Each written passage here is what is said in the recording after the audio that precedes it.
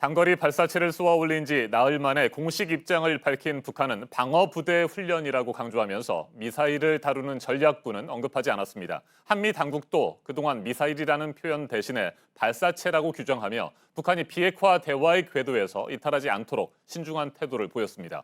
그런데 미 국방장관 대행이 북한 발사체에 대해 미사일이라는 표현을 처음으로 썼습니다. 안태훈 기자가 보도합니다. 합참 의장이 전화해서 북한이 지금 로켓과 미사일을 발사하고 있다고 말했다. 패트릭 셔너헨 미 국방장관 대행이 워싱턴 현지 시간 8일 상원에 나와 한 말입니다.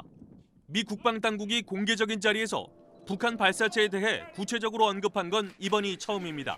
워싱턴 현지 시간으로 지난 3일 저녁, 우리 시간으로는 지난 4일 북한이 발사체를 쏜 당시 합참 의장에게 보고받은 내용을 설명한 것입니다.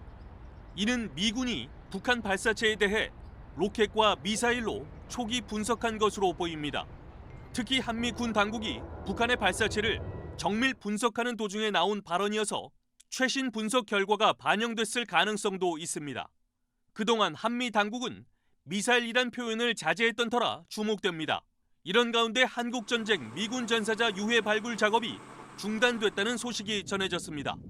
미 국방부 전쟁포로 실종자 확인국은 유해 발굴 작업과 관련해 지난 2월 하노이 정상회담 이후 북한으로부터 어떠한 소식도 듣지 못했다고 말했습니다. 그러면서 북측과 소통하기 위한 수단을 찾고 있다고 덧붙였습니다. 한국 전쟁에 참전한 미군 전사자 유해 송환은 지난해 6월 싱가포르 북미 정상회담에서 합의된 사항입니다. 북한은 지난해 8월 미군 전사자 유해 55구를 미국에 인도했습니다. 한국 전쟁 당시 북한 지역에서 실종된 미군 병사는 5천여 명에 이르는 것으로 알려졌습니다. JTBC 안태훈입니다.